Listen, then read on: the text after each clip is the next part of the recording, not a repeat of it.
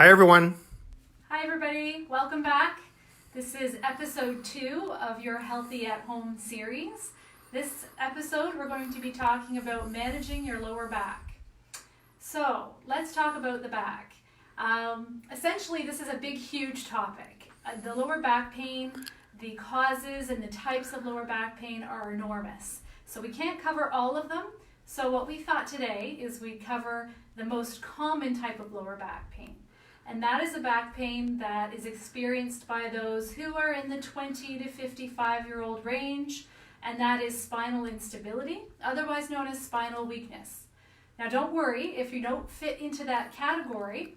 We have another episode coming up that will talk about the more experienced spine, and that will be discussing things like spinal arthritis. We'll be talking about spinal stenosis, and all of the things that you can do to help empower yourself with that. So for today, we're going to focus on the most common cause of lower back pain, and that is spinal instability. So let's get into it. What is spinal instability or spinal weakness? We have a model here that we're going to show you that will walk through exactly what this looks like and what this does. This is a model of the lower back, a segment of the lower back. So this would be like L4, L5, two vertebrae with a disc in between with the nerves and spinal cord coming out of it. So a very deep muscle in the spine called the multifidi that lies along the vertebrae can become weak over time. When this little muscle becomes weak, it fails to stabilize the spine, leading to an acute shear or sprain of the low back or injury of the disc, which can lead to acute inflammation and extreme pain. So you can see here, for those folks that do suffer with this type of lower back pain, the one mechanism of movement that is you have to be very careful about is forward flexion. And most importantly, not the sloppy flexion. This is what's going to get you into trouble, the slouching and the poor form. So we're going to talk about how we should be bending and moving to preserve exactly what Dr. Mike was talking about. So there's a few ways and few things to keep in mind. So when you are initiating a bend, this is what not to do. We don't want to be bending through our spine and reaching especially for a heavy load. This is going to create those shearing forces that Dr. Mike just illustrated with those muscles. Instead, we want to be hinging from the hips so that our spine is rigid and stable like a stiff rod, and that's not moving. What is moving is our hips. So instead, we're bending this way with a slight bend to your knees. So for example, if I drop something on the floor, I could initiate what's called the golfer's lift, which is essentially extending the leg behind you, picking something up, and back up again. So you can see I'm not flexing through my spine, I'm hinging at the hips. Now this would be one example of how to lift something. The other would be more of a squat, but again, my spine is straight, it's not being bent. So I'm putting myself in a better position. So using your hips, this is what these hips were made to do. These are major muscle movers. You got to use them, not those small muscles in your lower back. Because what will happen over time, what gets people into trouble is these repeated movements over and over. This flexion moment will create micro tearing and shearing forces in those little guys there. And over time, it's going to build and build until the big event. And that's when we see you come into our office, usually bent over and in a tremendous amount of pain. And I'll tell you, most people that come to us like this will say, I don't know what happened. I didn't fall off a ladder. I wasn't in a big accident. I don't know what I did.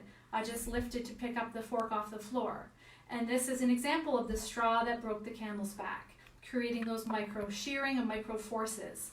So in clinic, what would we do to help you? We would do things like spinal manipulation. We would do things like acupuncture to the nerves and the muscles. We may do some shockwave therapy to some of the muscles. And we'd also engage you and customize some exercises for you that could help rebuild and stabilize those core muscles to prevent things like this from happening again. So we're going to go through, because we can't see you, we can't customize anything specifically to you right now. We're going to go through some generalized exercises that have been well researched and promoted by some of the top physicians and top doctors and researchers in the world. And these are called the big three. So we're going to engage you on how you can do these things at home for generalized spinal health. And we're going to talk about how this will engage the muscles of the front, core muscles, the side, and your lower back. Okay, so here we go. Dr. Mike's going to demonstrate. To begin, we're actually going to start with a spinal warm-up. We want to warm up our spine before we start exercising or stretching. So some of you may be familiar with something called the cat-camel or cat-cow. So this is when your hips and knees are in line, your shoulders, elbows, and knees are lined up.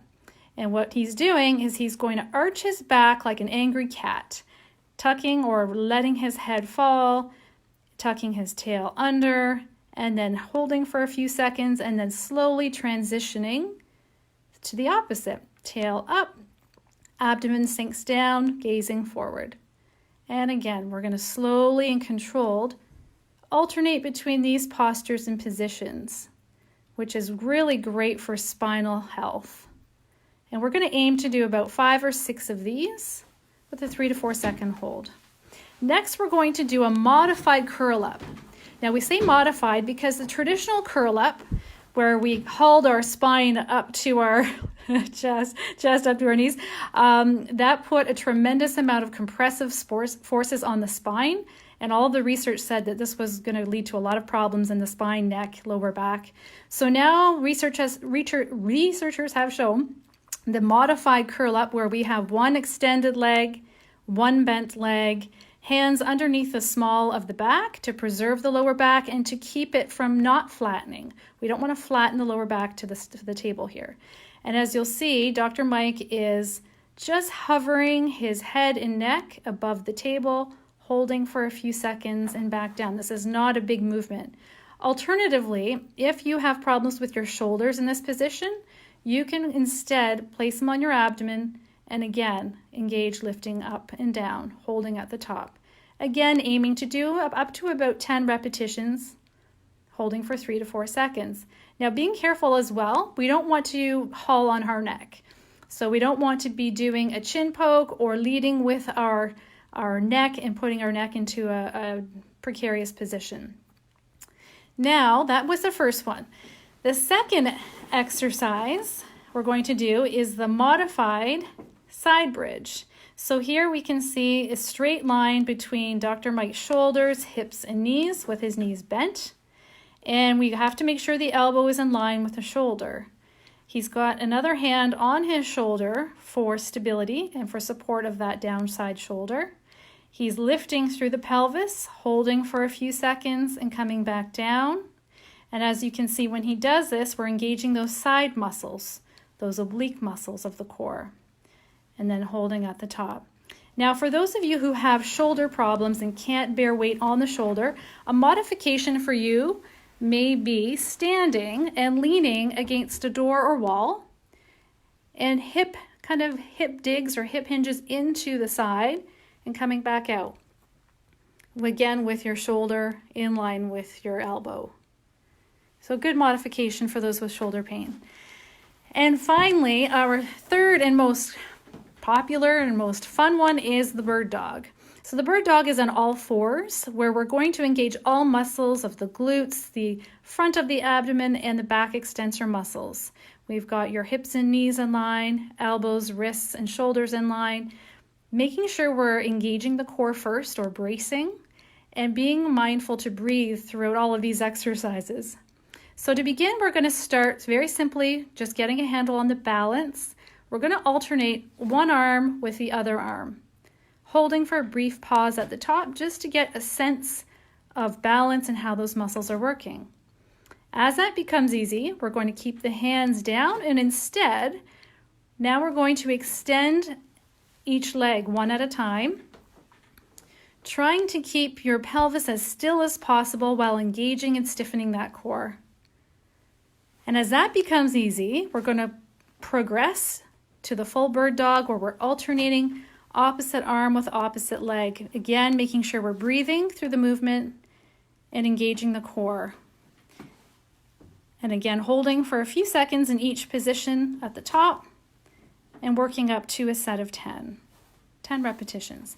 Now, a modification for this, for those with knee pain or arthritis, would be a standing or leaning exercise where we go to a kitchen countertop perhaps, and we're leaning and we're doing the same motion, opposite arm with opposite leg, engaging the core. Making sure to keep the back nice and flat and not bent over like this, which would cause injury. We want a flat spine, alternating arm and leg. So you guys, we just want to preface to everybody that these are good core exercises to help keep your back healthy. If you're experiencing acute low back pain or severe low back pain, please contact the office for Dr. Kelly and I to talk to you about appropriate care through our virtual consultation. If these exercises are helpful and you'd like them to your inbox, just email us at greatnursechiropractic.com and we can send them to you through our PhysiTrax account. So that's it for today for a Healthy Low Back seminar. I know it's small and back pain is a big subject, but these 3 exercises will help you keep healthy at home while we're all at home right now. Join us next week where we're going to talk about elbow pain or lateral epicondylitis, or what everybody knows as tennis elbow. We'll be going through a seminar on that to help you stay healthy. In the meantime, stay well. Thanks, everybody.